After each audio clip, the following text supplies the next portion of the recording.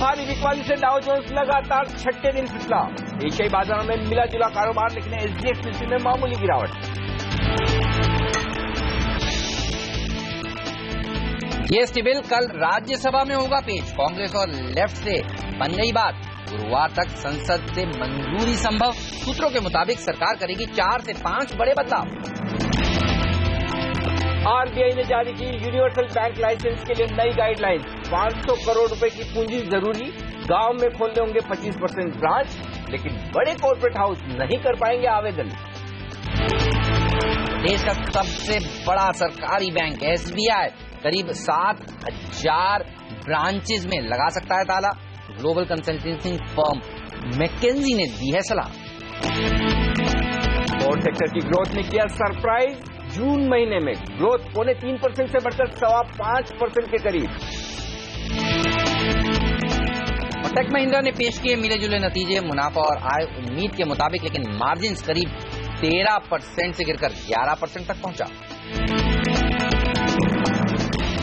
Party के वरिष्ठ नेतृत्व को मुझे मुख्यमंत्री पद की जिम्मेदारी से मुक्त करने की विनती करती हूं।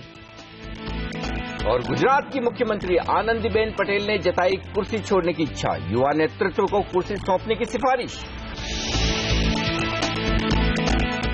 इन्होंने जो पत्र मुझे लिखा है मैं पार्लियामेंट्री बोर्ड के सामने रखूंगा और पार्लियामेंट्री बोर्ड उस पर निर्णय करेगा।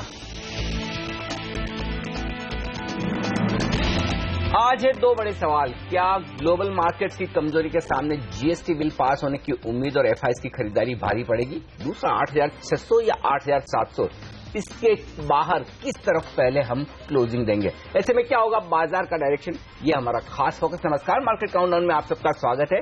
मैं हूं अनिल सिंह। नमस्कार, और मैं हूं हेमंत घई, और हमारे साथ जुड़ रहे हैं हमारे 2 खास मेहमान, PowerMyWealth.com के फाउंडर और सीईओ संदीप वागले और सेठी फिनमार्ट के एमडी विकास सेठी। इनसे हम जानेंगे कौन से वो स्टॉक्स हैं जो आज आपको मुनाफा कमा कर दे सकते हैं, और बाजार पर इनका नजरिया भी आपको बताएंगे। लेकिन देखिए, एसजीएक्स निफ्टी आज थोड़ी सुस्ती के साथ शुरुआत इसलिए कर रहा है क्योंकि ग्लोबल संकेत अच्छे नहीं दिख रहे हैं। क्या जापान का बाजार देखिए नीचे है, दूसरे मार्केट्स में भी कोई दमदार तेजी नहीं है। एशियाई के बाजार देखिए आप थोड़ी नरमी के साथ संकेत दे रहे हैं आज, और हांगकांग का बाजार छोड़ दीजिए तो बाकी सब बाजारों में गिरावट देखने को मिल रही है, ये आप कह सकते हैं। दूसरी तरफ आप देखिए यूएस के मार्केट्स में भी गिरावट देखने को मिल रही है, और यूरोप भी लाल निशान के साथ जाकर ही समाप्ति दिया था कल। कच्चा तेल ही मूड बिगाड़ रहा है साफ तौर पर। लोग कह रहे हैं वापस से रिसेशन के मोड में आ रहा है, बियर मार्केट में ऑयल पहुंच रहा है। ये कितना बड़ा फैक्टर हो सकता है जो बाजार का मूड ग्लोबल मार्केट्स का खराब करे? मुझे डर एक इस बात का है कच्चे तेल से ज्यादा कि ये गिरावट कहीं दूसरी कमोडिटीज में फैलती ना दिखे। मेटल्स कहीं कमजोर ना हो, इसके चलते दूसरी कमोडिटीज अगर कमजोर होने लगे तो ग्लोबल मार्केट्स का मूड खराब हो सकता है। खराब तो हो रहा है लगातार 6 सेशन से। डाउ भले ही थोड़ा थोड़ा 20-20, 40-40 पॉइंट ही नीचे बंद होता है, लेकिन नीचे बंद हो रहा है। लेकिन उसमें एक उम्मीद ये भी कर सकते हैं हेमंत की इतने दिनों के करेक्शन के बाद किसी भी दिन डाउ वापस आपको उछाल भी दिखा सकता है। ऐसा नहीं कि डाउ हर रोज आपको नीचे ही बंद होते हुए दिखेगा। बिल्कुल 6 सेशन हो गए, 7वां सेशन पता नहीं आज रात ही हो कि आपको थोड़ा पॉजिटिव दिख जाए तो जनरली जो ट्रेंड होता है वो 6 दिन के बाद चेंज हो जाता है, ये भी हमने देखा है। पॉसिबल है। तो ऐसे में मैं ग्लोबल मार्केट्स को लेकर थोड़ा सा ये कह सकता हूं कि अनिश्चितता वाला माहौल है। बहुत सारे मूविंग फैक्टर्स है, क्रूड है, दूसरे मेटल्स हैं, डाउ है, तो वहां पर नजर रखना जरूरी होगा। तो अगर आज बाजार को कमजोर होना है तो रीजन एक ही है, ग्लोबल मार्केट्स और क्रूड।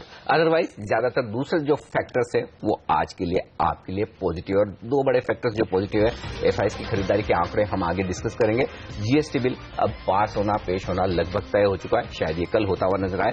ये बाजारों को निचले स्तरों से सहारा देता हुआ दिखेगा। ऐसे में रणनीति बेहद साफ है।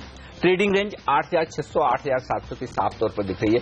10-20 पॉइंट ऊपर नीचे होना बड़ी बात नहीं है इस रेंज के बाद। लेकिन अब मैं ये देख रहा हूं 8,600 के नीचे अगर आप बंद होते हुए दिखेंगे, और लगातार हम यही कह रहे हैं कि उसके नीचे बंद हो तो ही आप अपनी तेजी की पोजीशन कम करें। और 4 सेशन हो गए, आप 8,600 के नीचे बंद नहीं हो रहे। कल हम 10 पॉइंट नीचे गए थे, लेकिन फिर से रिकवर होकर अपने लोअर लेवल से 35 पॉइंट 40 पॉइंट ऊपर बंद हुए। तो एक अच्छी क्लोजिंग मिली है, कोई दिक्कत वाली बात नहीं। तो अगर 8,600 के नीचे अगर आप बंद होंगे तो आपके लिए 100 पॉइंट की रिस्क खुलेगी।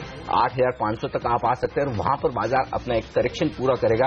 फिर देखेंगे आगे क्या होता है। तो फिलहाल 8,500 से नीचे की मंदी दिख नहीं रही है, और शॉर्ट टर्म ट्रेडर्स के लिए 8,600 का क्लोजिंग स्टॉप लॉस है। बड़ी तेजी कब बन सकती है? नया हाई कल हमने बनाया 8,700 के पार, वो एक अच्छा संकेत है, लेकिन उस हाई में बैंक निफ्टी की तरफ से सपोर्ट नहीं आया। ऐसे में 8,700 के पार बंद होना ज्यादा अहमियत रखेगा, छूना उतना अहम नहीं है, बंद होना अहम है। अगर 8,700 के पार आप बंद हो जाते हैं तो फिर आप 8,900 9,000 की तरफ बढ़ते हुए नजर आ सकते हैं, तो अपसाइड ज्यादा खुलती हुई नजर आएगी। ये दूसरा संकेत है। ऐसे में आपके लिए सेफ सिंपल ट्रेड यही है, 8,575 का स्टॉप लॉस लगाकर निफ्टी खरीदें, 8,675 8,700 के लक्ष्य के लिए। Bold contra call skill traders के लिए, क्योंकि वॉलेटिलिटी बढ़ती दिख रही है, 8,700 के नजदीक बेचें, 8,750 आपका स्टॉप लॉस होगा, 8,625 और 8,600 के लक्ष्य के लिए आपको एक मंदी का छोटा ट्रेड लिया जा सकता है। बैंक निफ्टी चूंकि कल काफी कमजोर हुआ है, एक रिकवरी की उम्मीद मैं आज कर रहा हूं 18,600 के स्टॉप लॉस के साथ, 18,900 19,050। लेकिन एक दिक्कत आ रही है बैंक निफ्टी के लिए, 19,100 की रेंज में बार बार जाकर अटक रहा है। तो चाहे तो उस लेवल के आसपास एक शॉर्ट पोजीशन बना सकते हैं। अब तक का जो हाई है 19,158 का, उसके आसपास एक स्टॉप लॉस समझ लें, और 18,700 के लक्ष्य के लिए एक कॉन्ट्रा कॉल बैंक निफ्टी में अगर तेजी हो जाए तो वहां पर लिया जा सकता है। सेक्टर्स के तौर पर मैंने बहुत ज्यादा चुने नहीं है। ऑयल मार्केटिंग कंपनियों के शेयर और फार्मा शेयर थोड़े मजबूत नजर आ रहे हैं। कमजोरी के लिहाज से क्रूड की गिरावट का असर ऑयल एंड गैस शेयरों पर पड़ सकता है, और जैसा मैं कह रहा हूं कि कहीं ये गिरावट थोड़ी दूसरी कमोडिटीज में फैलते न दिखे तो मेटल्स थोड़े से कमजोर हो सकते हैं। तो ये दो सेक्टर्स कमजोरी के लिहाज से आप नजर में रखें। ऑलराइट, चलिए तो इन पर नजर रखिए, एनबीएफसीज पर रखिए नजर। आज जिस तरह से आरबीआई ने कल ऑन टैप बैंक लाइसेंसेस के लिए गाइडलाइंस जारी करी हैं, कौन सी एनबीएफसी सबसे अच्छा प्रदर्शन दिखाएंगे अपने एक्सपर्ट से कुछ ही देर में पूछेंगे। लेकिन पहले पूछते हैं वागले साहब से, आज वो किस तरह से निफ्टी को अप्रोच करेंगे। Sir good morning. Buy on dips की रणनीति इंटैक्ट है? Good morning Hemant, good morning Anil ji. Good morning. I think Nifty में बाय ऑन डिप्स की रणनीति इंटैक्ट है, लेकिन अनिल जी ने कहा उनसे मैं बिल्कुल सहमत हूं। बैंक निफ्टी में हल्की सी वीकनेस हो रही है, तो ये बैलेंसिंग एक्ट होगा। निफ्टी भी वन वे तो नहीं जाएगा, बिल्कुल। तो मुझे निफ्टी में कॉल लेना नहीं है, मैं स्टॉक स्पेसिफिक व्यू लेना प्रेफर करूंगा। लेकिन अगर कुछ करना है तो व्यू डेफिनेटली पॉजिटिव होगा। ओके, चलिए तो ध्यान तेजी का ही रखिए। और आज एक शॉर्ट कॉल भी है वागले साहब की लिस्ट में, और वो बैंकिंग स्टॉक्स ही है। कौन सा वो बैंकिंग शेयर है जिस पर वो बेरिश हैं, इस पर उनसे बात करेंगे कुछ ही देर में। लेकिन अनिल ये बताइए, एफआई हम कल कह भी रहे थे, एक छोटा सा 15-16 करोड़ के फिगर से घबराने की कोई जरूरत नहीं है। एफआईएस का मूड पॉजिटिव है, और आप देखिए ईटीएफ्स में जिस तरह से पैसा आ रहा है, इमर्जिंग मार्केट्स में जिस तरह से वो पैसा लगता हुआ नजर आ रहा है, कल फिर एक अच्छा आंकड़ा 726 करोड़ रुपए का पॉजिटिव संकेत मिल रहे हैं वहां से। तो बहुत ही पॉजिटिव संकेत है, इसमें कोई डाउट नहीं। और कल जो सेकंड हाफ में आखिरी घंटे में निचले स्तरों से 8,600 के नीचे से हमने रिकवरी दी, उसमें इस डेटा का काफी योगदान है। 726 करोड़ की कैश की खरीदारी डेफिनेटली ये बता रही कि ट्रेंड जारी है, इसमें कहीं कोई बदलाव नहीं। और 14 करोड़ की बिकवाली से आपको घबराना नहीं चाहिए, जो कल हमने कहा भी था। डोमेस्टिक फंड भी कोई खास बड़ी बिकवाली नहीं कर रहे हैं। दूसरा आंकड़ा जो वाकई में एनालिसिस करने लायक है, वो वायदा कारोबार के आंकड़े एफआईएस के 632 करोड़ के इंडेक्स फ्यूचर्स खरीदने, ये बड़ा इंटरेस्टिंग है। देखिए कल बाजार कमजोर था, ऐसे में एफआईएस की तरफ से इंडेक्स फ्यूचर्स में खरीदारी भी हुई है और शॉर्ट कवरिंग भी हुई है। तो इसका मतलब क्लियर है कि वो बाजार को लेकर बेरिश नहीं है, मंदी में नहीं है, उनका मूड बिगड़ा नहीं है, बदला नहीं है। तो ये एक बड़ा संकेत है जब आप इंडेक्स खरीदते हैं। लेकिन आप जब प्रॉफिट बुकिंग करते हैं अपने पोर्टफोलियो में या अपने स्टॉक्स में, तो कहीं कोई थोड़े सावधानी के संकेत मिलते हैं, और वो मिल रहे हैं स्टॉक फ्यूचर्स से। स्टॉक फ्यूचर्स को लेकर मैं थोड़ा सा कॉशियस हूं। जो कल भी हम बात कर रहे थे कि स्टॉक फ्यूचर्स में बड़ी बिकवाली हो रही है, और कल के सेशन में फिर से देखिए 975 करोड़ के स्टॉक फ्यूचर्स एफआईआई ने बेचे, जो कि बड़ा आंकड़ा है। तो ऐसे में एक ही राय दूंगा, जिन कंपनियों के नतीजे आ रहे हैं, जहां एफआईआई की अच्छी होल्डिंग है, खासतौर से निफ्टी के स्टॉक्स में आपको सावधान रहिए। अब 975 करोड़ की बिकवाली एफआईआई के लिए 2 या 3 स्टॉक में कर देना भी सफिशिएंट है, उनके लिए बहुत ज्यादा स्टॉक नहीं चाहिए, पूरा बाजार नहीं चाहिए। 3 स्टॉक में भी अगर वो बेचना शुरू करेंगे, आईसीआईसीआई बैंक या एलएनटी जैसे 2 स्टॉक पकड़ लिए, तो वहां पर आप उनकी 1000 करोड़ की बिकवाली होते हुए देख सकते हैं। तो स्टॉक स्पेसिफिक जहां नेगेटिव खबर है, जहां रिजल्ट खराब है, एफआईआई की होल्डिंग है, वहां आपको सावधान रहना है। वहां रिएक्शन एफआईआई का बहुत शार्प आ रहा है, तेजी से आ रहा है, वो बिकवाली कर रहे हैं। अदरवाइज ब्रॉडर मार्केट को लेकर एफआईआई पॉजिटिव है, इसमें कोई डाउट नहीं। और अगर आज एक मजबूत शुरुआत होनी है भारतीय बाजारों की, तो उसके लिए बड़ा पॉजिटिव फैक्टर एफआईआई की ये खरीदारी के आंकड़े होंगे। बिल्कुल, तो एफआईआई की खरीदारी का आंकड़ा जो लगातार आप देखिए पिछले 17 दिनों में 16 दिन तो उन्होंने खरीदारी करी है, ये कॉन्फिडेंस बूस्टर माना जाएगा। लेकिन आज का टॉप पिक क्या है अगले साहब बताइए? आप अपने बॉलर के साथ उतरना चाहेंगे, यानी सेल वाले कॉल के साथ, या बाय में से कुछ चुनेंगे? हेमंत, मेरे 3 बाय कॉल है और 1 सेल कॉल है, जो बैंकिंग में है। आई थिंक उसको हम सस्पेंस ही रखते हैं। मैं पेट्रोनेट के साथ बाय में जाना चाहूंगा, बाय करना चाहूंगा। 305 का एक अहम लेवल क्लियर ब्रेकआउट हमको देखने को मिला है कल। मुझे लगता है अगले 2-3 दिन में अच्छी खासी तेजी आ सकती है। तो मेरा टारगेट होगा 328 और मेरा स्टॉप लॉस होगा 304 और ये 2 से 3 दिन का व्यू है। ऑलराइट, पेट्रोनेट एनर्जी के ऊपर रखी नजर। कल भी हमने देखा था काफी अच्छा प्रदर्शन दिखा रहा था, जिनके हाईएस्ट लेवल के ऊपर जाकर इसने अपनी समाप्ति दी। 4.25% की मजबूती कल के सेशन में देखने को मिली। आज ये मोमेंटम कंटिन्यू रह सकता है। लेकिन एफएनओ से किस तरह के संकेत मिल रहे हैं? हेमंत, एफएनओ के संकेत न्यूट्रल हैं, कोई खास बड़ा बदलाव डेटा में है नहीं।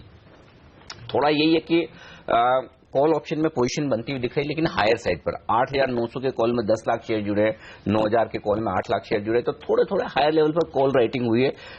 यानी कि ये कह सकते हैं कि कल ट्रेडर्स ने ये मन बनाया कि हम 9,000 8,900 के पार नहीं निकलेंगे, तो 19-20 लाख शेयरों की पोजीशन वहां पर बनी है।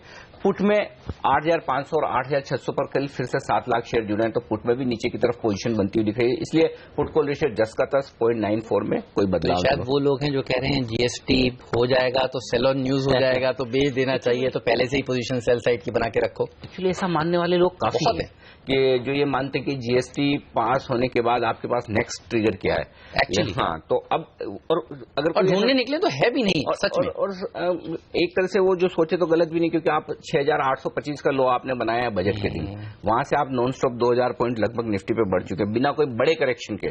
तो अगर एक करेक्शन, अच्छा दूसरा आपके सामने लाइफ टाइम आई है 9,119 का, जहां से आप 200-300 पॉइंट दूर रहेंगे। तो अगर किसी को प्रॉफिट बुक करना है, जिन्होंने सही लेवल पर खरीदारी की, तो वो करेंगे भी। तो इन लेवल पर बाजार आपको वोलेटाइल होते हुए दिखेंगे, और ऐसे वोलेटाइल मार्केट को ट्रेड करने का एक सिंपल सही तरीका यही है, मैं एक ही चीज पर नजर रखता हूं कि मेरा स्टॉप लॉस कहां है, और मेरा स्टॉप लॉस बहुत क्लियर विजिबल है। डे ट्रेडर है 8,575 8,600 के नीचे जब तक बंद ना हो घबराने की जरूरत नहीं, तेजी में रहे। पोजिशनल ट्रेडर, अगर आपने 400-500 पॉइंट नीचे निफ्टी में खरीदारी की हुई है, उन लेवल पर आपने स्टॉक्स खरीदे, तो जब तक 8,500 के नीचे बंद ना हो तब तक आपको घबराने की जरूरत नहीं, और उसके लिहाज से आपको अपसाइड के लिए ट्रेड करना है। क्योंकि इस वक्त सबसे बड़ा फैक्टर जो बाजार के लिए है वो कुछ भी नहीं है, सिर्फ और सिर्फ पैसा, लिक्विडिटी। इमर्जिंग फंड्स में जिस तरह का पैसा आ रहा है ईटीएफ्स का, वो जबरदस्त लिक्विडिटी दे रहा है। और पूरे ग्लोबल मार्केट्स में आप देखिए सेंट्रल बैंक जिस तरह से पैसा डाल रहे हैं, ये लिक्विडिटी कम होने वाली नहीं है। ऐसा नहीं कि सिस्टम से पैसा खत्म हो जाएगा, पैसा और आने वाला है, बजाय इसके कि कम हो। तो जब इतनी लिक्विडिटी आपके पास है, तो फिर इस मार्केट को ट्रेड करने का सिंपल तरीका है, अपना स्टॉप लॉस आप बनाकर रखें और तेजी की पोजीशन में बने रहें, और जब तक ये अहम लेवल्स नहीं तोड़ता तब तक बाय ऑन डिप्स की रणनीति के साथ चलें, और वायदा कारोबार के डेटा भी यही कह रहे हैं। बिल्कुल, तो बाय ऑन डिप्स की रणनीति, ट्रेंड इज माय फ्रेंड की रणनीति, ये सब रणनीति आपको पैसा बनाकर दे सकती है। घबराए नहीं, स्टॉप लॉस अपना जाने और तेजी की साइड ही खेलें। डिप्स में खरीदारी करने की राय पैसा बना कर देगी। आइए आपको बता दें हमारे दूसरे एक्सपर्ट्स क्या मान रहे हैं, आज वो निफ्टी को किस तरह से ट्रेड करने की राय दे रहे हैं। और राय आपकी स्क्रीन पर निशान जैन की तरफ से 8,700 का टारगेट निफ्टी पर, 8620 का स्टॉप लॉस जरूर रखना चाहिए। आज बिकवाली की राय जय ठक्कर की तरफ से, और जय कह रहे हैं कि 8,712 कल के हाईस के आसपास आप लगाइए स्टॉप लॉस, शॉर्ट करिए निफ्टी को 8,550 के लक्ष्य के लिए। लेकिन आशुतोष सरना खरीदारी की राय दे रहे हैं, और आप देखिए आज के लिए जो टारगेट्स हैं उनके वो 10 अंक दूर है 8,700 से।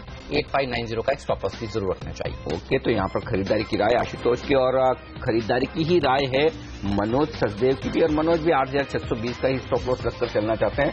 8,740 उनका पहला लक्ष्य, लेकिन दूसरा लक्ष्य बड़ा इंटरेस्टिंग है और वो है 8,810 का।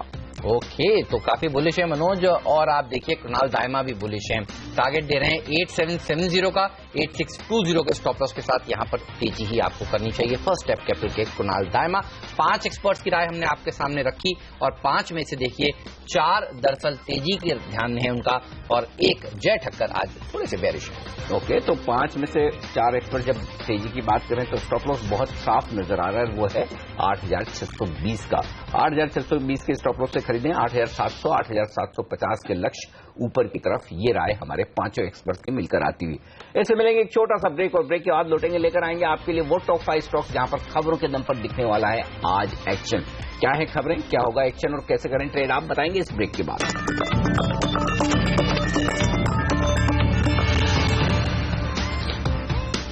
स्वागत है आप सभी का सीएनबीसी आवाज पर। आप देख रहे हैं मार्केट काउंटडाउन। वक्त हो गया ये जानने का कि आज कौन से वो 5 शेयर हैं जिस पर आपकी नजर होनी चाहिए, क्योंकि वो खबरों में है, सुर्खियों में।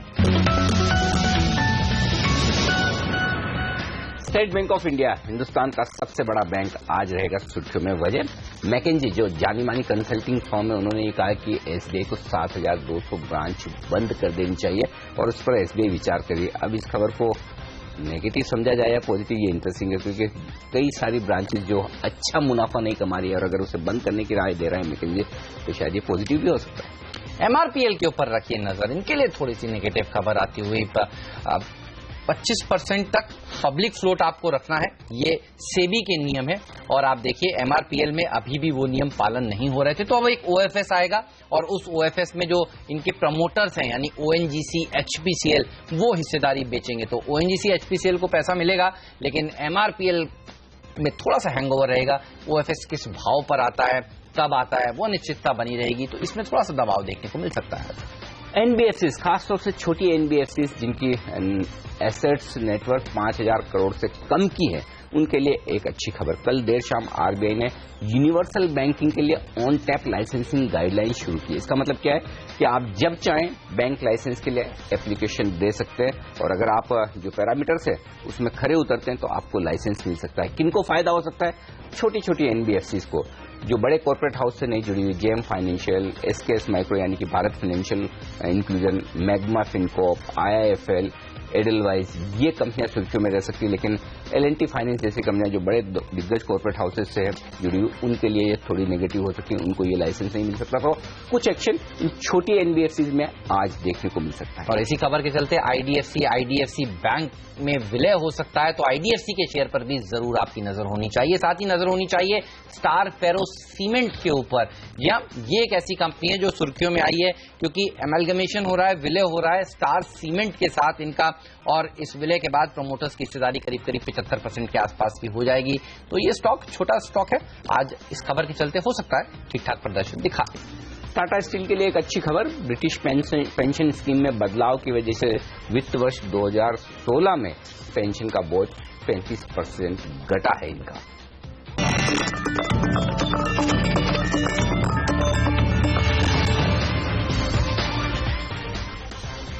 हमारे एक्सपर्ट हमारे साथ है संदीप वागले साहब और हम बात कर रहे थे उनकी टॉप ट्रेडिंग पिक्स की। पेट्रोनेट एलएनजी खरीदारी करने की राय दी। और एक और इंटरेस्टिंग स्टॉक जो कल बड़े एक्शन में दिखा वो था जुबिलेंट फूड वर्क्स, बड़ा उतार चढ़ाव के साथ, लेकिन फाइनली क्लोजिंग अच्छी हुई है, दिन के हाई के आसपास। खरीदना चाहिए इसे? क्लोजिंग अच्छी हुई है अनिल जी, ये एक इम्पोर्टेंट पॉइंट है। ऐसा तो नहीं कल आपने बीटीएसटी दिया था इसलिए क्लोजिंग अच्छी हो गई? अनिल जी मेरी उतनी ताकत नहीं जितने आप कॉल देते हो स्टॉक भाग जाता है। नहीं, आपकी रिकमेंडेशन में ताकत है, बताइए। नहीं, बट पॉइंट इज दैट अगर क्लोजिंग नहीं हो, बहुत सारे स्टॉक ऊपर जाते हैं, क्लोजिंग में फिजल आउट हो जाते हैं और उसमें मूव नहीं आती। तो ये स्टॉक मुझे लगता है शॉर्ट टर्म मूव अगले 3-4 दिनों में मुझे लगता है 1334 का मेरा टारगेट होगा। 5 से 7% ट्रेडिंग अपसाइड है और मैं इसमें 1235 के स्टॉप लॉस रिकमेंड करूंगा। ऑलराइट, चलिए तो जुबिलेंट फूड वर्क्स पर आपकी नजर होनी चाहिए। पेट्रोनेट एलएनजी एक और स्टॉक है जिस पर बुलिश हैं वागले साहब, लेकिन मतलब अशोक लेलैंड के चार्ट्स आपको कैसे लग रहे हैं? जुलाई के जो ऑटो बिक्री के आंकड़े आए उसके बाद अब आप देखिए 2 बड़े ब्रोकरेज हाउसेज हैं जो इसको डाउनग्रेड कर रहे हैं। क्रेडिट स्विस कर रहा है डाउनग्रेड, अंडर परफॉर्म की रेटिंग दे रहा है और टारगेट घटाकर कर रहा है 77 रुपए का, यानी 91 का भाव है, 77 का टारगेट है उनका। इवन सीएलएस से देखिए, इनका पहले टारगेट था 82 रुपीज का, अब घटाकर 79 कर रहे हैं। और करीब महीने भर पहले मुझे याद है पिछले महीने कोटक ने भी इनको लक्ष्य इनका घटाया था, तब एक दबाव देखने को मिला था, लेकिन फिर से शेयर ऊपर बाउंस कर गया था। आज ये शेयर कितना कमजोर हो सकता है 2 बड़े ब्रोकरेज हाउसेस के रिपोर्ट्स के चलते? और चार्ट पर आपको किस तरह का एक्शन नजर आ रहा है? हेमंत, अशोक लेलैंड मेरा कल एसटीबीटी था। Oh wow. तो इनफैक्ट लोएस्ट पॉइंट पे क्लोज हुआ है, एवरेज छोड़ दे तो, और मुझे लगता है जैसे ही कल का लो तोड़ेगा जो कि कैश लेवल में 91.25 है, मुझे लगता है 87-86 तक मूव आ जानी चाहिए। एक 5 से 7% का ट्रेडिंग डाउन साइड है, तो जैसे ही कल का लो तोड़े इसमें बेचा जा सकता है विद 1.5-2 रुपए का स्टॉप लॉस, 4 से 5 रुपए का टारगेट। ये चार्ट की खूबसूरती है एक्चुअली।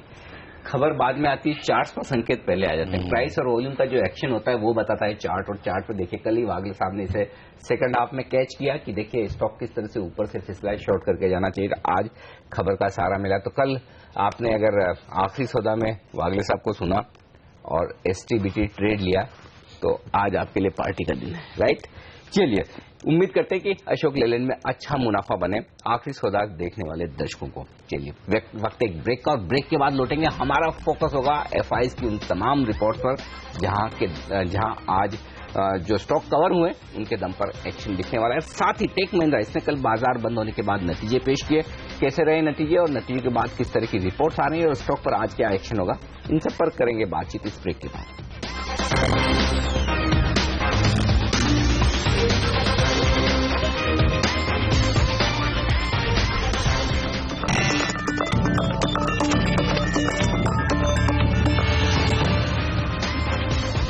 और हमारे एक्सपर्ट्स हमारे साथ हैं इस वक्त तकनीकी राय देने के लिए विकास संदीप वागले साहब और विकास सेठी अब हमारे साथ कार्यक्रम में शामिल हो चुके हैं फंडामेंटल राय देने के लिए। विकास जी, आपका भी स्वागत है। आपके पास आऊं उससे पहले एक बार फटाफट कुछ ब्रोकरेज रिपोर्ट्स आई है, बड़ी इंटरेस्टिंग है, उन पर राय ले ली जाए। सबसे पहले तो जो कल बाजार बंद होने के बाद नतीजे आए हैं टेक महिंद्रा के, उनकी रिपोर्ट्स पर राय ली जाए। और हमेशा की तरह हमारे साथ जुड़ चुकी है नीति बताइए क्या ये रिपोर्ट्स? टेक महिंद्रा के ज्यादातर ब्रोकरेजेस ने टारगेट प्राइस घटा दिए हैं। नतीजों से बेहद निराशा हाथ लगी है ब्रोकरेजेस को। न्यूट्रल का कॉल मेंटेन कर रहा है bank of America Merrill Lynch, 525 का इनका लक्ष्य है। नोमुरा अपना न्यूट्रल का कॉल दे रहा है। टारगेट इन्होंने घटा दिया है, 520 का था, अब इसे घटा करके 505 का कर रहे हैं। सीएलएसए हालांकि आउट परफॉर्म की रेटिंग मेंटेन कर रहा है। टारगेट प्राइस इन्होंने अभी अपना रिवाइज किया है, 550 का था जिसे अभी सीधे घटा के 510 का कर रहे हैं। हालांकि मौजूदा भाव से 4% के ऊपर का ही भाव है। मॉर्गन स्टैनली इक्वल वेट का कॉल दे रहा है, 510 का इनका लक्ष्य है। मैक्वारी न्यूट्रल है, 502 का इनका भी लक्ष्य है। मगर यूबीएस बिकवाली करने की आपको सलाह दे रहा है। ब्रेक्जिट की अनिश्चितता आगे भी जारी रहेगी। इनफैक्ट मार्जिन्स की स्टोरी पे सबसे ज्यादा डिसअपॉइंटमेंट हुआ है ब्रोकरेजेस को। बिकवाली करने की सलाह दे रहे हैं यूबीएस। 475 का इनका लक्ष्य है जो कि 3% मौजूदा भाव से नीचे का है। मगर सिटी सबसे ज्यादा बियरिश है, मंदी आपको करने की कह रहे हैं। बिकवाली करके चलिए। टारगेट प्राइस 470 का था, अब इसे घटा के 460 का कर रहे हैं। 6% मौजूदा भाव से आपको गिरावट ये शेयर दिखा सकता है। सिटी 460 का लेवल दे रही है। नीति, आप हमारे साथ बने रहिए, बाकी ब्रोकरेज हाउसेस की रिपोर्ट्स पर भी आपसे हम चर्चा करेंगे, लेकिन पहले एक बार टेक महिंद्रा पर कॉल ले लेते हैं। आप देखिए, दिन के हाईएस्ट लेवल पर जाकर इसने समाप्ति दी, 0.5% मजबूती के साथ जाकर बंद हुआ है। नंबर्स तो अच्छे नहीं आए, एक्सपेक्टेड भी नहीं थे कि बहुत अच्छे नंबर्स आएंगे। चार्ट्स किस तरह के लग रहे हैं आपको, और आज इस शेयर को किस तरह से ट्रेड करना चाहिए? जिन्होंने कल बेचा था उनके लिए क्या राय है, और नए ट्रेड लेना हो तो क्या करना चाहिए? हेमंत, रिजल्ट के दिन पे कुछ करना नहीं चाहिए क्योंकि फ्लक्चुएशंस वाइल्ड हो सकते हैं। ये स्टॉक 500 तक जा सकता है, लेकिन फिर भी मैं उसको वीक ही मानूंगा। वहां पर बेचने की सही लेवल है। 510 का स्टॉप लॉस रखे, ऑन द डाउन साइड 470, शायद थोड़ा वीकनेस है तो 460 तक भी जा सकता है। सो 460 से लेकर 510 ये रेंज होगा टेक महिंद्रा के लिए, और अदर 500 तक। मुझे स्ट्रेंथ लग रही है HCL टेक और TCS, और टेक महिंद्रा में वीकनेस है, तो थोड़ा सा डाइवर्जन व्यू है IT में। टेक महिंद्रा शॉर्ट करें ऊपर में, ऊपर तो अब नहीं आएगा। ऊपर नहीं आया तो ये इन रिपोर्ट्स को देखने के बाद तो मुश्किल लगता है। ओके। तो मतलब शॉर्ट इनको करें, सामने TCS या HCL टेक, दोनों में से कोई ले लें, फेयर ट्रेड हो सकता है। यस, बिल्कुल हो सकता है। नीति, इसके अलावा और कौन सी रिपोर्ट्स आई है? ग्लोब एविएशन पर अनिल जी, यूबीएस का एक कॉल है, बिकवाली करने की सलाह दे रहे हैं। टारगेट प्राइस इनका 800 रुपए का था, 800 रुपए का है। 18% की मौजूदा भाव से आपको गिरावट दिखा सकता है। एबिटा का मार्जिन्स में जो ड्रॉप हुआ है उससे खास निराशा इनको हाथ लगी है। इन्होंने बहुत एग्रेसिवली अपना कैपेसिटी का एडिशन किया था, जिसके कारण लोड फैक्टर और यील्ड पर दबाव देख रहा है। इनफैक्ट इनका जो 34% का ग्रोथ गाइडेंस है वो बहुत ज्यादा एग्रेसिव है, शायद ही ना कर पाए इसको पूरा। 800 रुपए के लक्ष्य के लिए आपको बिकवाली करके चलना चाहिए, ऐसा मानना है यूबीएस का। टाटा कम्युनिकेशंस के अच्छे नतीजे आए कल बाजार बंद होने के बाद। मॉर्गन स्टैनली अपना ओवरवेट का कॉल दे रहा है। टारगेट प्राइस 555 का इनका लक्ष्य है। 28% की मौजूदा भाव से आपको तेजी शेयर दिखा सकता है। और भारत फाइनेंशियल इंक्लूजन, आज इसके ऊपर एक डाउनग्रेड का कॉल आया है क्रेडिट स्विस का। न्यूट्रल की रेटिंग थी, अभी से घटा करके अंडर परफॉर्म की रेटिंग करी है। एनबीएफसी की स्टोरी काफी ज्यादा प्ले आउट हो चुकी है, मगर कुछ एक ऐसे स्टॉक्स हैं जो कि बहुत ज्यादा अब एक्सपेंसिव हो गए हैं। उनमें से भारत फाइनेंशियल इंक्लूजन पूरे एनबीएफसी सेक्टर में सबसे ज्यादा एक्सपेंसिव स्टॉक है, इसलिए निवेश करने की आपको सलाह नहीं दे रहे हैं। अंडर परफॉर्म की रेटिंग इन्होंने डाउनग्रेड कर दी, और इनफैक्ट ये कह रहे हैं अगर आपको एनबीएफसी में कहीं निवेश करना है तो Shriram transport finance, LIC housing और श्रीराम सिटी यूनियन फाइनेंस में आपको निवेश करना चाहिए। ओके, चलिए, तो ये तमाम ऐसे रिपोर्ट्स हैं जिन इन कंपनियों के ऊपर आज आपकी नजर जरूर होनी चाहिए। शुक्रिया नियति आपका इस जानकारी के लिए। इंटरग्लोब एविएशन विकास, कंपटीशन इतना तगड़ा है, सब मार्केट शेयर गेन करना चाहते हैं और उसके चलते टिकट के दाम घटा रहे थे। ये नतीजों को देखकर अब समझ में आ रहा है। इंटरग्लोब एविएशन पर क्या राय है और दूसरे एविएशन के शेयर आज किस तरह से रिएक्ट करेंगे? नंबर्स तो इंटरग्लोब के अच्छे नहीं दिखे।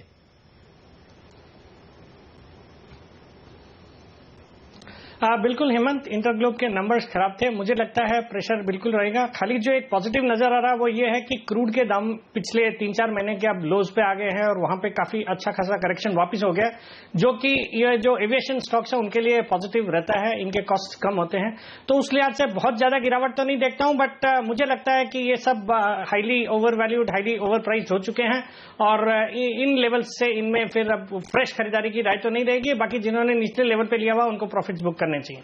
क्या यहाँ पर भी एक ऐसा ट्रेड बन सकता है क्या? जेट या स्पाइसजेट लॉन्ग? जेट से भी, स्पाइसजेट से भी जेट मुझे ज्यादा ठीक लग रहा है।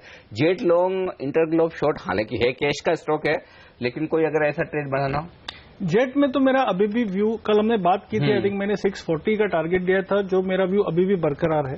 तो मुझे जेट में कल का जो करेक्टिव मूव है उसमें बाइंग करनी चाहिए। हाँ, अगर 600 के नीचे क्लोज होता है तो शायद वीकनेस होगा।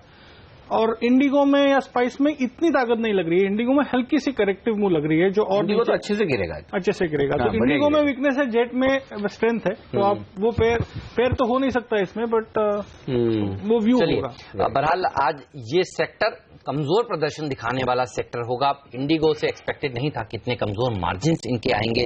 37.5% से मार्जिन घटकर 34% पर हो गए हैं। तो ये सेक्टर पर आपकी नजर आज जरूर होनी चाहिए। लेकिन सबसे ज्यादा नजर अगर बाजार की किसी एक फैक्टर पर है तो वो है जीएसटी पर। आइए और अब बात करते हैं जीएसटी की ही।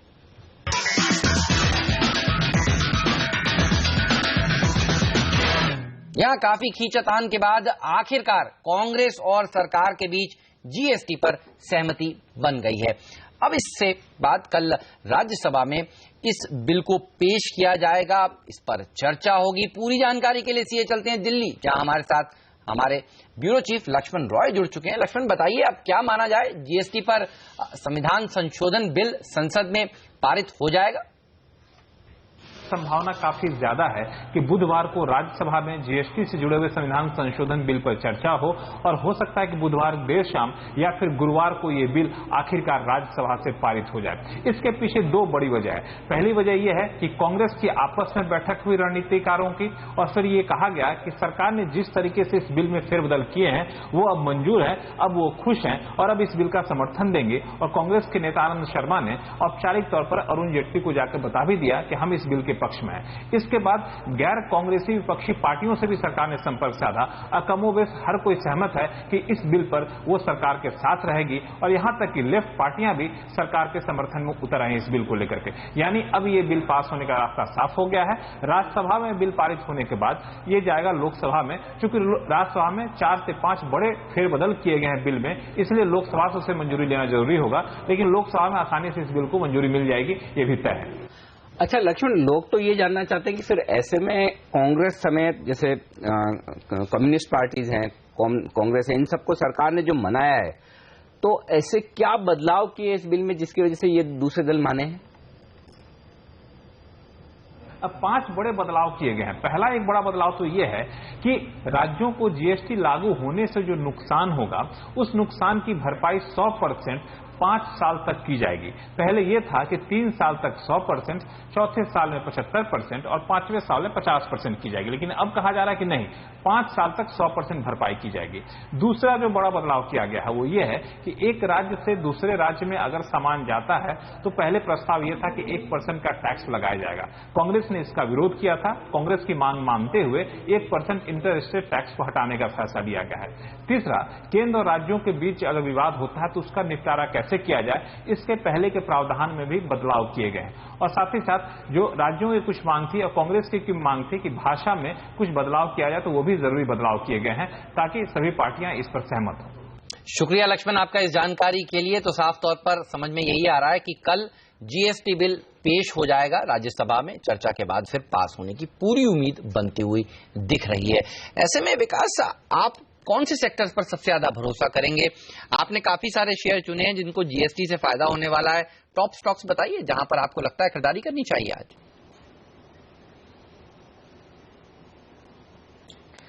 देखिए हेमंत, जो सेक्टर्स जीएसटी से पॉजिटिवली इंपैक्टेड होंगे उनमें सबसे पहले नंबर आएगा लॉजिस्टिक्स का, जहां पे बिल्कुल सभी जानते ही हैं कि लॉजिस्टिक्स को इससे बेहद फायदा होने वाला है।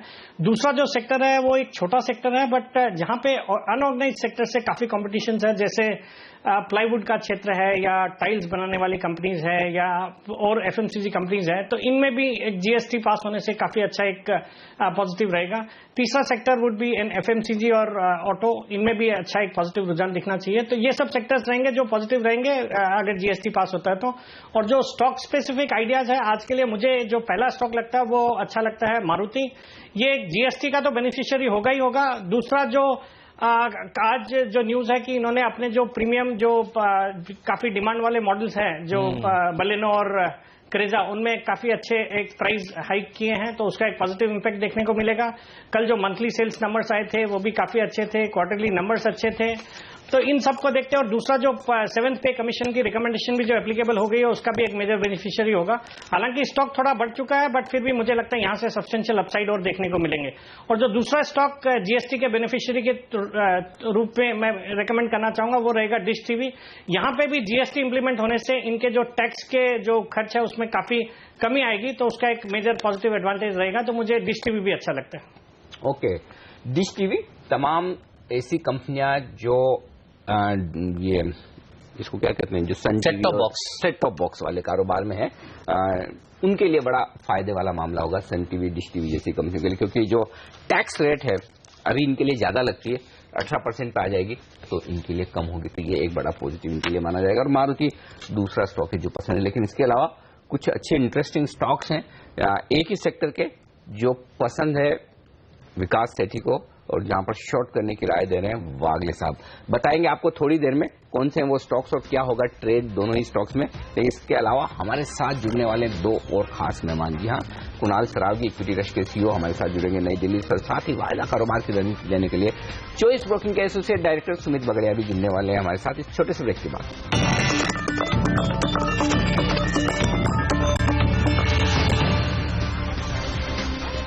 मार्केट काउंटडाउन में आप सभी का स्वागत है। दो एक्सपर्ट्स तो हमारे साथ जुड़े हुए थे ही, संदीप वागले जी, विकास सेठी जी, और अब हमारे साथ दो और एक्सपर्ट्स जुड़ रहे हैं, सुमित बगड़िया और कुणाल सरावगी। हाय सुमित, गुड मॉर्निंग। सबसे पहले आपसे जानना चाहूंगा वायदा बाजार से किस तरह के संकेत मिल रहे हैं और उसको देखकर आज आप निफ्टी को किस तरह से ट्रेड करना चाहेंगे? Good morning Hemant. Well yes absolutely, कल के सेशन में हमको एक थोड़ा सा ऊपरी लेवल से दबाव जरूर देखने को मिला था निफ्टी के अंदर, बट फिलहाल अभी तक कोई मंदी के संकेत नहीं मिले हैं। अभी भी सारा डेटा देखते हुए यही समझ में आ रहा है कि फिलहाल तेजी जारी रहनी चाहिए और आने वाले दिनों में एक अच्छा मूव देखने को मिल सकता है। अब प्योरली कैंडलस्टिक पैटर्न पे कल की बात करेंगे तो कल निफ्टी ने डोजी कैंडल बनाया हुआ है, उसका हाई और लो ब्रेक होने के बाद एक फ्रेश ट्रेंड की शुरुआत हो सकती है। जैसे ही 8,700 710 के ऊपर निफ्टी जाता है तो एक फ्रेश तेजी भी बन सकती है, जिसके अंदर 8,800 8,850 तक के लेवल्स देखने को मिल सकते हैं। और कल के लो के नीचे अगर मार्केट जाता है तो शायद करेक्शन भी देखने को मिल सकती है, बट जब तक कल का लो ब्रेक नहीं होता है, अगर कोई एक ट्रेड लेना है तो वो बाई की तरफ होना चाहिए। आई थिंक निफ्टी स्पॉट के हिसाब से 8580 का स्टॉप लॉस होना चाहिए तेजी करने के लिए। कल की क्लोजिंग के आसपास या वहां से 10-20 पॉइंट नीचे मिल जाता है तो तेजी करके काम करना चाहिए। ऊपर में इमीडिएट पहला पड़ाव 8,700 और वो ब्रेक करेगा तो 8,750 के लेवल हमको 1 से 2 दिनों में देखने को मिल सकता है। ओके, तो ये है राय निफ्टी पर। बड़ा इंटरेस्टिंग आपने बताया, यही मैं भी सोचा था कि 8,600 के नीचे की क्लोजिंग मिले या 8,700 के ऊपर मिले तो शायद एक बड़ा मूव आए, जिसे आपने चार्ट्स की तकनीकी भाषा में समझाया। लेकिन संकेत थोड़ी कमजोरी के ज्यादा दिख रहे हैं सुमित बैंक निफ्टी में, तो बैंक निफ्टी आज ज्यादा बढ़ेगा या फिर बैंक निफ्टी में कमजोरी रहेगी? ऐसे में निफ्टी खरीदे बैंक निफ्टी शॉर्ट करें, क्या करना चाहेंगे आप? आपने बिल्कुल सही कहा, बैंक निफ्टी में थोड़े से संकेत ज्यादा दिख रहे हैं। बैंकिंग स्टॉक्स ने भी कल अच्छा खासा दबाव दिखाया है, बट ऑलरेडी बैंक निफ्टी गिर चुका है 19,000 के लेवल से, अभी सपोर्ट के पास आ चुका है। 18,500 का अच्छा खासा सपोर्ट बना हुआ है बैंक निफ्टी के अंदर, और बैंक निफ्टी की रेंज बनी हुई थी 18,500 से 19,100 तक के लिए। आई थिंक ये सपोर्ट से वापस घूमना चाहिए, क्योंकि ओवरऑल मार्केट का ट्रेंड अभी तक पॉजिटिव बना हुआ है, तो उसको देखते हुए ऐसा लगता है कि यहां से मार्केट वापस घूमेगा और ऊपर में 19,100 तक के लेवल तक जाएगा। फ्रेश ब्रेकआउट, जैसे कि मैं पिछले 4-5 दिनों से बता रहा हूं, 19,150 का लेवल ब्रेक करते ही हमें बहुत अच्छा और बहुत शार्प मूव देखने को मिलेगा बैंक निफ्टी के अंदर। बट जब तक 19,150 नहीं ब्रेक करता इस रेंज में खेलना चाहिए। 18,700 के आसपास बाय करना चाहिए बैंक निफ्टी को, 18,500 का स्टॉप लॉस और 19,100 का टारगेट होना चाहिए। राइट, चलिए तो ये रहा है बैंक निफ्टी पर, लेकिन वापस लौटते हैं उन कंपनियों की बात करते हैं जिनके नतीजे कल बाजार बंद होने के बाद आए और दो अच्छे नंबर्स मुझे दिख रहे हैं। एक तो डेल्टा कॉर्प, कुणाल इसके चार्ट्स देखकर बताइए ये कैसा लगता है आपको, और दूसरा टाटा कम्युनिकेशन, इसका चार्ट आपको कैसा लगता है? डेल्टा और टाटा कम्युनिकेशन। टाटा कम्युनिकेशन में देख रहा हूं मार्जिन जो है वो करीब 16% से बढ़कर 17.25% के आसपास आए हैं। अच्छा मुनाफा भी इन्होंने पेश किया है, और दोनों में बेटर कौन सा दिखता है आपको? देखिए दोनों में तो निश्चित रूप से बेटर हेमंत डेल्टा कॉर्प का चार्ट है, लगातार एक आउट परफॉर्मर रहा है और एक ब्रेकआउट चार्ट्स पर कल के ट्रेड में हमने देखा, तो मुझे लगता है कि डेल्टा कॉर्प इन स्तरों पर खरीदा जा सकता है और ऊपर का अपसाइड देखने को मिलेगा। टाटा कम्युनिकेशंस ने हाल में इंडेक्स को अंडर परफॉर्म किया है। यहां पर सेविंग ग्रेस ये है कि 430 के आसपास एक बहुत मजबूत सपोर्ट है और गिर करके अब ये शेयर उन्हीं स्तरों के आसपास है। मान लीजिए आज नतीजे अच्छे आते हैं या आए हैं तो आपको एक पुल बैक देखने को मिल सकता है, और इस पुल बैक में मुझे उम्मीद है कि 450 455 तक के लेवल्स आते हुए दिखेंगे। तो इन दोनों में चुनाव करना हो तो डेफिनेटली डेल्टा कॉर्प खरीदना चाहिए। ओके, तो डेल्टा कॉर्प ज्यादा बेहतर होगा खरीदारी करने के लिए। आज से देखते हैं आज 100 के पार निकलता है या नहीं, क्योंकि ये स्टॉक मैंने देखा है 105 108 बस वहीं जाके रुक जाता है, तो वहां तक भी अच्छी बात यह है कि अब ये 60-70 वाले लेवल नहीं दिखा रहा। पहले ये 60-70 तक गिरता भी था, अब 80-90 के आसपास जाकर रुक भी जाता है। इंडेक्स भी लाइफ हाई पर है, इतना तो बनता है इसका चलना। चलिए, और अच्छी परफॉर्मेंस आ रही तो थोड़ा जस्टिफाई भी हो रहा है, स्टॉक चलना चाहिए। और बड़े बड़े एक तो कहा नॉर्थ ईस्ट में लाइसेंस सिक्किम में मिली, लेकिन एक और जो दमन की काफी लंबे समय से चल रही वो मिल जाए तो 100 के पार आराम से निकल जाएगी कंफर्टेबल, फिर वो बड़ा ट्रिगर होगा।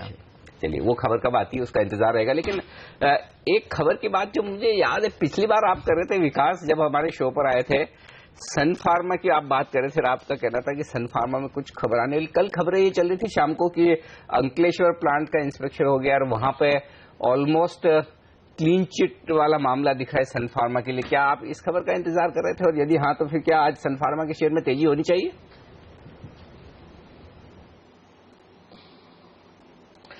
बिल्कुल अनिल जी, जिस तरीके से सन फार्मा के स्टॉक ने बिहेव किया है, मुझे लग रहा था कि कोई पॉजिटिव न्यूज एक्सपेक्टेड है।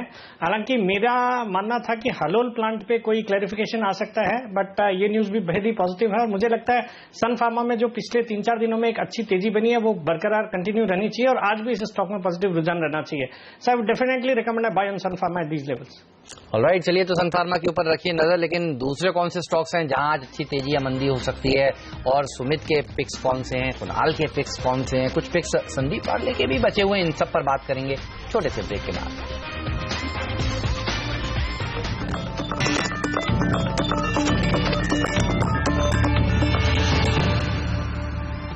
और अब फोकस करते हैं हमारे एक्सपर्ट की टॉप ट्रेडिंग पिक्स पर, और वागले साहब, विकास सेठी, सुमित बगड़िया और कुणाल सरावगी की पिक्स हमारे पास है। तो पहले तो सबसे पहले कुणाल ने जो स्टॉक चुना है, एक खरीदारी के लिए और एक बिकवाली के लिए, वोल्टास। आज नतीजे आने वाले हैं, उससे पहले कल शानदार मूव, अभी भी खरीदा जाए, और साथ ही यूनियन बैंक आपकी शॉर्ट करने की जो राय है कुणाल, उसके बारे में भी बताएं। देखिए वोल्टास में जिस तरह का ब्रेकआउट हमने कल के ट्रेड में देखा नहीं, जो मुझे लगता है कि बहुत ही बड़े पैमाने पर लॉन्ग पोजीशंस बनी हैं, और जिस तरह का स्ट्रक्चर है इस बात में कोई डाउट नहीं कि यहाँ पर 390 आपको 400 के लेवल्स पे आते हुए दिख सकते हैं। तो मेरी राय में खरीद करके चलें, एक स्टॉप लॉस जरूर रखें और स्टॉप लॉस 365 के आसपास रखना होगा। बिकवाली की राय यूनियन बैंक में है, जहां हेड एंड शोल्डर का पैटर्न डेली चार्ट पर बना, एक ब्रेकडाउन आते हुए देखा गया है। मुझे लगता है 120 118 तक ये काउंटर फिसल सकता है। 127 पर स्टॉप लॉस रखें, यहां शॉर्ट करने की राय। और संदीप की राय आईसीआईसीआई बैंक को शॉर्ट करने की। संदीप, किस तरह के टारगेट देखने को मिल सकते हैं और यहां पर किस तरह के पैटर्न्स बन रहे हैं? हेमंत, 236 का मेरा टारगेट है। कल क्लियर प्राइस और वॉल्यूम ब्रेकडाउन हमको देखने को मिला। मेरा स्टॉप लॉस होगा 257 और 1 या 2 दिन में ये 236 के टारगेट आनी चाहिए। ओके, तो यहाँ पर आईसीआईसीआई बैंक को आप शॉर्ट कर सकते हैं, लेकिन खरीदना चाहते तो एक स्टॉक का विकास ने चुना है प्राइवेट बैंक की, लेकिन वो है मिड कैप प्राइवेट बैंक और वो केटीके बैंक, कर्नाटक बैंक का नतीजों के बाद फिसला। लेकिन विकास कल मैं देख रहा था सेकंड हाफ में इस स्टॉक में क्या शानदार रिकवरी, कल का चार्ट लाइए कर्नाटक बैंक का, आपको अंदाजा लगेगा कि किस तरह से इस स्टॉक ने यू टर्न लिया है।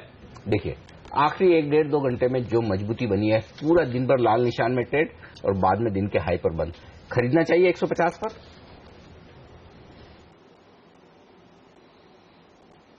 बिल्कुल अनिल जी, मेरी कर्नाटक बैंक पे खरीदारी की राय रहेगी। नतीजे आए थे परसों और नतीजे में बाकी फ्रंट्स पे तो बैंक ने बेटर देन एस्टिमेटेड रिजल्ट्स पेश किए, बट जो स्लिपेजेस थे एनपीएस पे वो थोड़े बड़े हैं और जो सब बाकी बैंकों के साथ भी है, और उसके बाद हमने एक अच्छी खासी गिरावट देखी। लेकिन कल निचले लेवल से एक अच्छा बाउंस बैक नजर आया और मुझे लगता है इन लेवल्स पे ये बैंक अगर किसी का लंबी अवधि का नजरिया है तो एक बहुत अच्छा बाई है। और even in the short term in लोगों ने कुछ, इस बैंक ने शायद कुछ पूंजी जुटाने के लिए भी कुछ प्लान्स अपने बताए हैं।